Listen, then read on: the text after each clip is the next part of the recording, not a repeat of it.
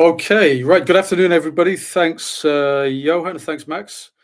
So today we will be talking a bit more. We've already seen a little bit about cross-border business, and we will talk a little bit more on the same subject. So my name is Jon Bulloch. I think a lot of people will know me from previous events, presentations.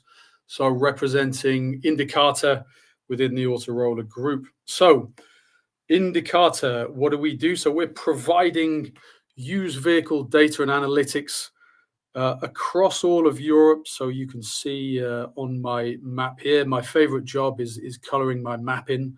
And I've been able to color some more countries in recently. So we are now live in Switzerland, Norway, Finland as well. And we will be launching into Ireland, Czech Republic, Slovakia, Hungary within the next 6 to 12 months as well.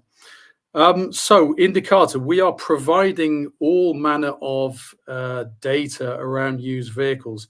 So every day we are looking at over 14 million vehicle adverts across all of these territories.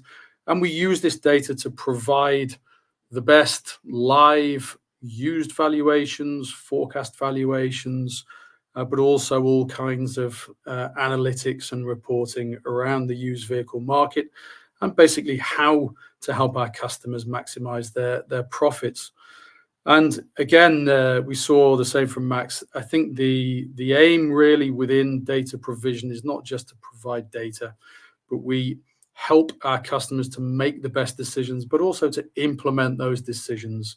So we know that increasingly a lot of people don't have necessarily teams of data scientists. So let us do that work. We will analyze the data. We'll tell you what you need to focus on, where you can make improvements, and we can help you put those improvements in place.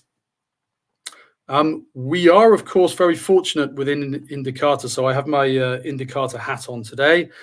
So this is one of three different parts of Autorola Group. So Indicator, as we've just said, live vehicle data, analytics, market intelligence. But we also have the other two parts of the business. So Autorola Marketplace, which is the remarketing part of the business. So buying, selling, moving, processing, all of the documentation around transactions of used vehicles across all of Europe and beyond. And then Autorola Solutions. So this is the platform part of our business where we build platforms, workflow systems to manage vehicles through a process. And so all of this together means we can deliver complete packages. So we can deliver platforms containing data to help customers buy and sell used vehicles across all of Europe and beyond. So the title of this presentation is Cross-Border Sales, but we are a democracy. So I will let you decide what the subtitle is of this presentation.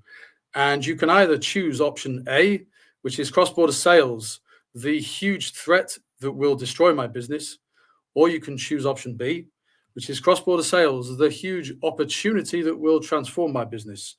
I'm sure you can guess which version I go for. And hopefully, if you are somebody who sees cross-border sales as a threat or a risk, hopefully today we can convince you that it is actually an opportunity that you should be taking advantage of. So a little bit today, the theme of my presentation is this. Just because you can't see it doesn't mean it isn't there. And I was talking with Johan, I think this was last week, Johan. We were discussing this topic of cross-border sales. And we both agreed it's quite funny how often we talk to big customers. We speak with all of the big international companies within the automotive industry. It can be OEMs or leasing companies or rental companies or banks or whoever it might be. And there's still a lot of people out there who are not doing cross-border sales. And there are often one of two different reasons that people give for not doing cross-border sales. And the first reason is it's complicated. I don't have someone who knows all of this stuff. I don't know how to do VAT handling. I don't know how to claim back the luxury tax in the Netherlands and all of these things. What happens if I deliver a car to Portugal and the guy says it's scratched and he doesn't want it? How do I manage all of this stuff? Life is complicated enough. So this is the first reason, and this I think is a reasonable reason for not necessarily being engaged in this space. The second reason is fear of upsetting their local operations. So we often hear this that people will say, I can't do this. If I start moving cars around Europe, then my guy in Spain is going to start complaining that he loses all his cars, and my guy in Austria will complain that his market will be flooded with all of these cars. And it's too much trouble, and I need to not be involved in this. And what I think is people see the decision as this binary decision, that either I do cross-border sales, and if I don't do it, it doesn't happen. And for me, this is a false choice, that if you don't do it, it isn't happening. And so coming back to our friend, the lion and the ostrich, just because you can't see it doesn't mean it isn't necessarily happening. It just means that you don't have the control of it. So let's take a quick step back and understand, and I think this is all basic things that people understand. Why does this topic of cross-border sales exist in the first place? Well, of course, there is often a mismatch between what the new car creates as used vehicles in a market and what the used car market in that country demands. And this can be for a number of reasons. A big one at the moment, and I'm of course talking particularly about electric vehicles, is the new car market is often driven by legislation or incentives. And that exists, I think, in every country, basically. But there are not so many countries where there is an incentive on buying used electric vehicles. And so this creates a lot of used vehicles because of the incentives, but not necessarily the demand in the used car market. There's the old example of seasonal rental. We all know that in Mallorca in the summer, there's lots of rental cars, and at the end of the summer, there's not necessarily people in Mallorca who want to buy all of these cars. Where do they go? And this is the same in all of the southern part of Europe. Those cars have to go somewhere. We also have production commitments, and this topic, over the years, a lot of the OEMs have moved more towards making vehicles to order, but still they have factories where they have to make commitments of volumes. And of course, a lot of the vehicles that are coming from the Far East in particular, those vehicles are made, ordered in advance, and they come over as stock vehicles. There's a boat of 6,000 cars turns up in Rotterdam, and those cars have to be sold. So we still have situations where vehicles are manufactured without necessarily having a customer behind it. And my last point here, which is a little bit provocative, does new car planning always take into account the impact on the used car market? Now, many, many years ago, when I was doing this within a manufacturer, it was quite rare that used vehicles had a voice in the decisions about which new cars would be produced and registered. And I think that has changed a lot. But I know there are still situations where new vehicles are registered in markets because there is a particularly good deal or the cost of sale was attractive, but not necessarily thinking of the whole value chain through to the impact that could have on the used car market. And so essentially, we see that these mismatches occur where the supply of used vehicles coming from the new car market does not match the demand for used cars in that particular market. And this is why we have this topic of cross-border sales. So what actually happens in practice? So we are very lucky. We're a data business. We see every car that's for sale across all of these markets every single day. But we also have the remarketing part of our business, and we work with a number of big customers across Europe. So we see what happens in reality in terms of cross-border sales. Now, I'll give you a couple of examples here. So this is a big study that we did for a major OEM. And what we did is we looked at every single vehicle that they sold, every used vehicle that they sold across Europe over the previous 3 years. And this was all of the vehicles that they generated themselves. So rental buyback vehicles, company cars, contract and lease vehicles, all of these internal vehicles that came back into their ownership. And before we worked with them, they had a policy of keeping all used vehicles in the same market. So if they had rental cars or lease end vehicles in France, for example, they would sell those vehicles in France. And so what did we find? We looked at all of these tens of thousands of vehicles that they sold. And what we found, first of all, was that on average, they were selling 70 to 80% of their vehicles to the local OEM dealer network in each market, which means, of course, that 20 to 30% were going outside of the network. Now, I know when I was doing this 20 years ago, we would aim to have 100% going to the dealer network unless something big happened. So maybe we were at 98%, something like this. So to me, that says that 20 to 30% going outside, that feels like a lot of vehicles to me. But think about it as well.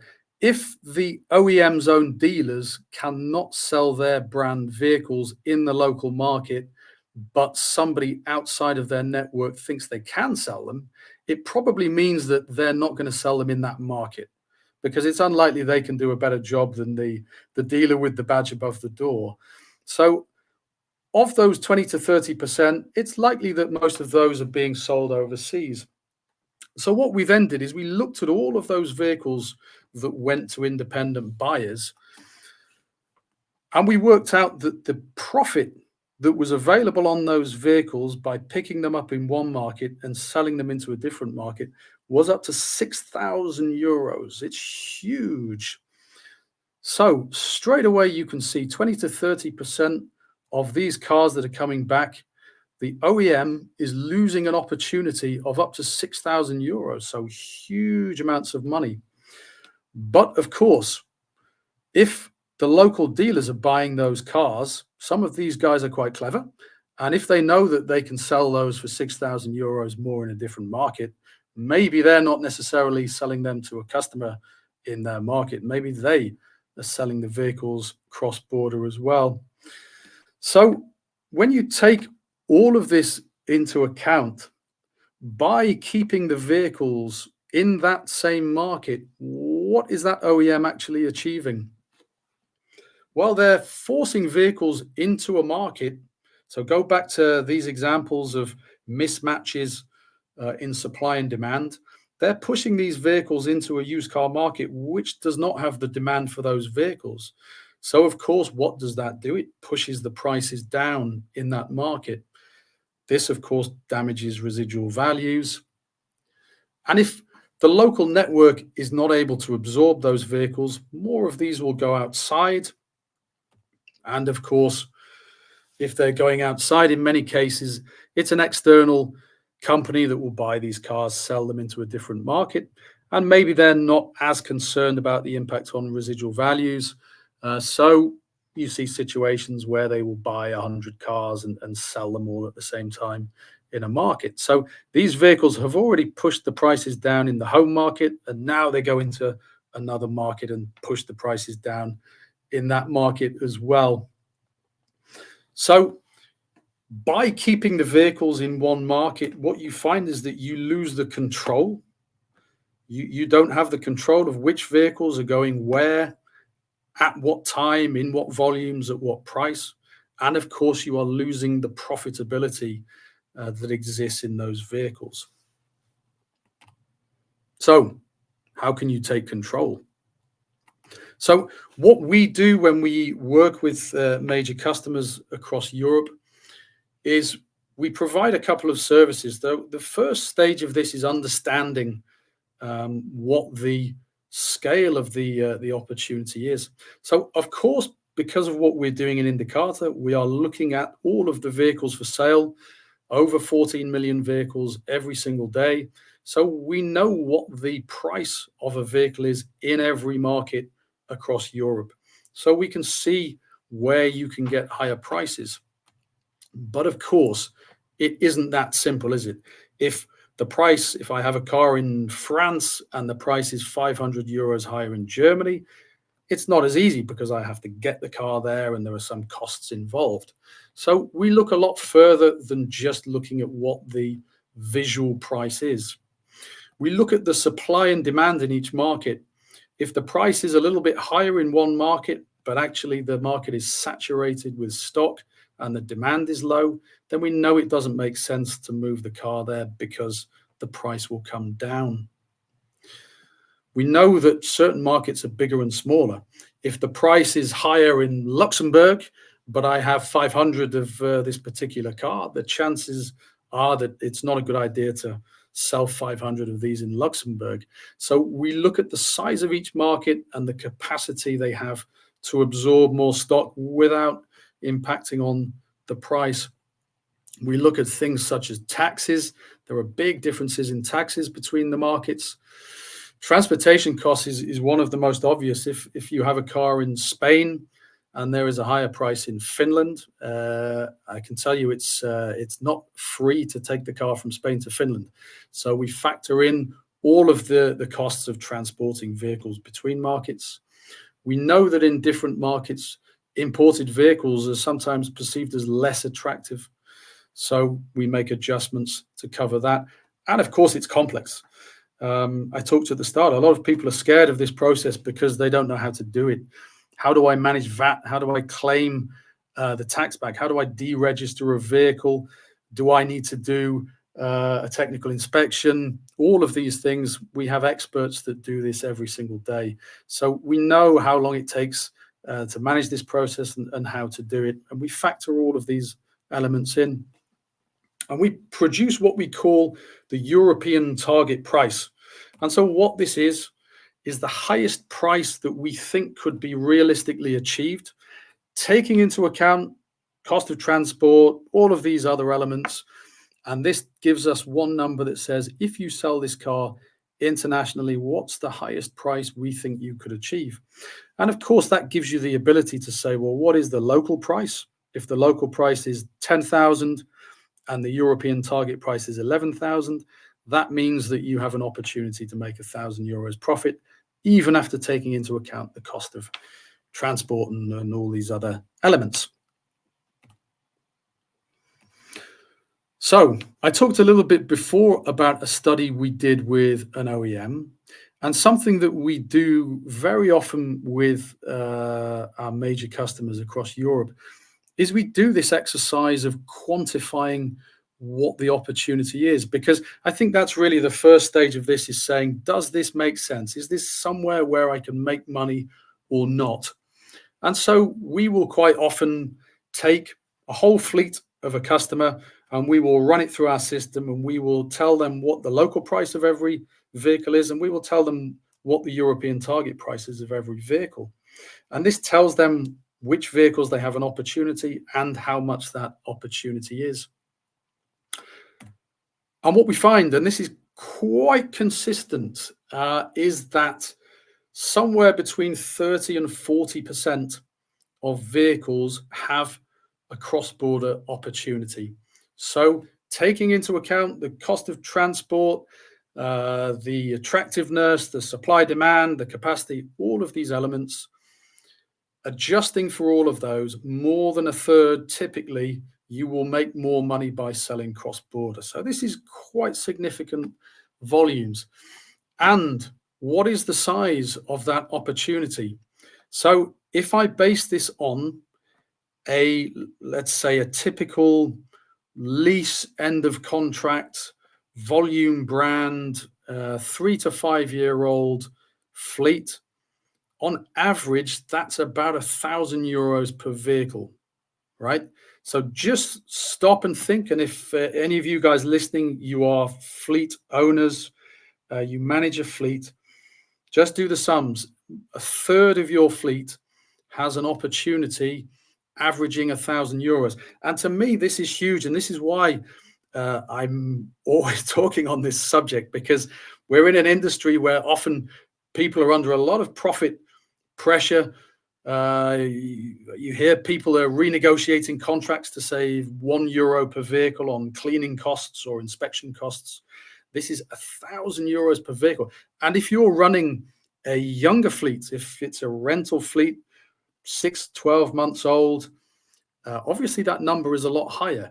If you're running premium brands, the number will be higher. So we are talking huge opportunities to make profit. Now, I said that this number of 30 to 40% is quite consistent, and it does seem to be of people that have general, let's say, normal fleets. But there are some trends that we see.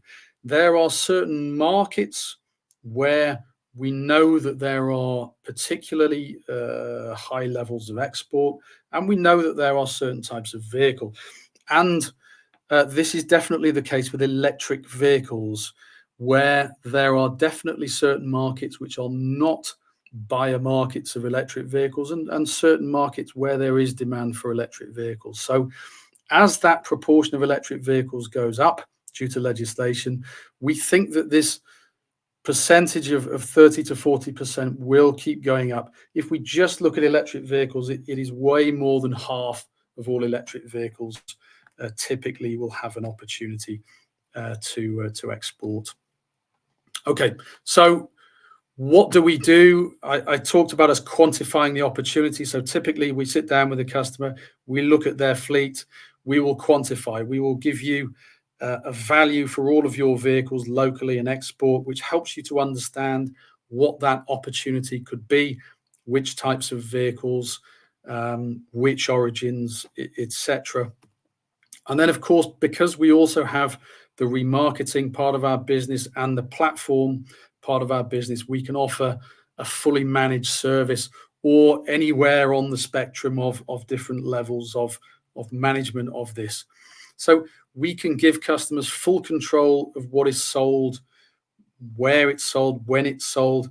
One of the typical questions we get back from OEMs is, can I protect certain volumes or certain markets? And everything can be decided by the customer. So they can do this quantifying opportunity, and maybe they only put the export vehicles on the international platform and keep the other ones only visible locally, or they keep a certain percentage of vehicles only visible to their local network and some others visible internationally.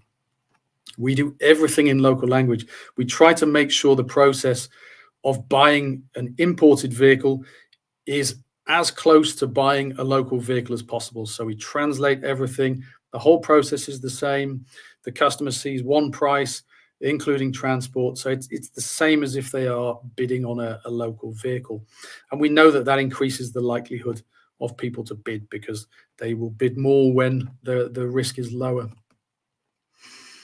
The customer can define the sales cascade. It can be, if it's an OEM, they will often want some kind of closed auction capability, so the vehicles go to their own dealer network. We can, of course, make this open to our whole buyer base, and we have over 60,000 active buyers in more than 40 countries. We can include transport and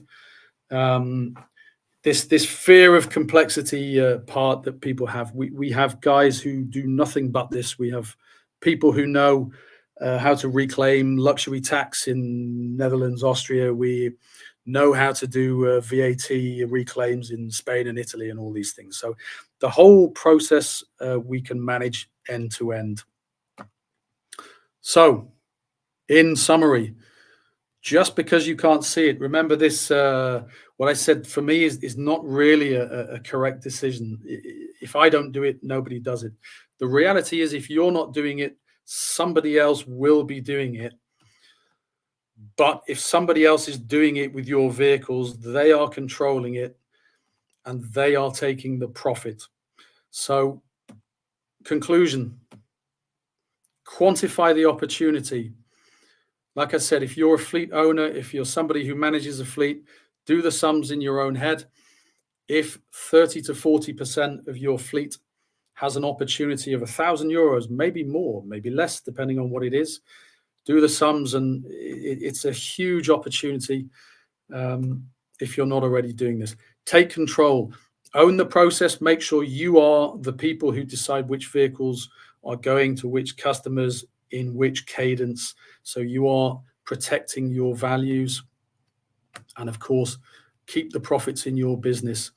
Those profits, if you're not managing this, if you're not controlling it, somebody else is taking that money out of your business and getting rich. So keep that money in your pockets. So final summary, be the lion, not the ostrich. Okay. Thank you. Okay, Jon, thanks a lot for this. Hope we got a lot of those, not a lot of ostriches in the room as audience, but a lot of lions. And I think this clearly leads into our Q&A, I think, which needs to talk about this as an opportunity. I will invite Max again and David as well on this. Yeah, I think we've got a few questions. It's about the challenge of cross-border more in a captive lease environment. So what people are saying is that captive lease has more worked with this cascading system. Let's say first we offer the cars to the local market, and Enrique also was talking about regional market, local market, which is of course very nice that you offer it first to your local partners. But if this means that on 30 to 40% you lose €1,000, I've made a quick calculation. In the total, this might create a residual value uplift that you miss of around 2 percentage points if you spread it out. Do you see challenges in different types of customers having different types of issues, like captive lease versus international, or importers versus NSCs? Do you see any, or I think it's also a bit of a question to say, like, okay, how can we make it happen? What do we really need to do, actually? Yeah, no, you're absolutely right. And it's quite interesting, because you would imagine that every type of customer has the same aim, that they just want to maximize the profits. And it's always more complicated than this. There's always other reasons behind why they want to do things. And so we see the whole spectrum of people who are quite cautious because they have local agreements, or they want to do this in small steps. We have other people who say, put everything internationally. The best price you will ever get is by making every vehicle visible to as many people as possible. So if you are just wanting to maximize profit, put everything on day one on the international platform. But we understand that customers have different requirements, different sensitivities. And so we can enable these kind of different cascades. So if they want to offer them locally first for 48 hours or whatever, we can enable that. Then we can open it out progressively to a larger audience. But yeah, it does. Every customer wants something slightly different. But is it also possible that, for example, we have also basically as MA5 a lot of those discussions, and again, as Ian said, a lot of them are using your data. But could we give a value of what is the value upstream or downstream about keeping a customer in-house, so that let's call it, if the call from our own brand dealers might be €400 below, then still it could be more interesting to keep it in this ecosystem. Would that be possible to include that thinking in there? Yeah, I think that's a really interesting discussion point. That you talked before about the impact on residual values as well, and I think what you could do is absolutely quantify at what point. We have some customers who say, I will accept an offer that is X amount lower from my network than an external buyer, because there is a value to having that car in the network. But I think there's definitely some really interesting studies you could do to look at what is the whole value of this. What is the impact on residual values? What is the price at which you prefer to keep that in the network versus outside of the network? So yeah, it's all possible with the data. Yeah.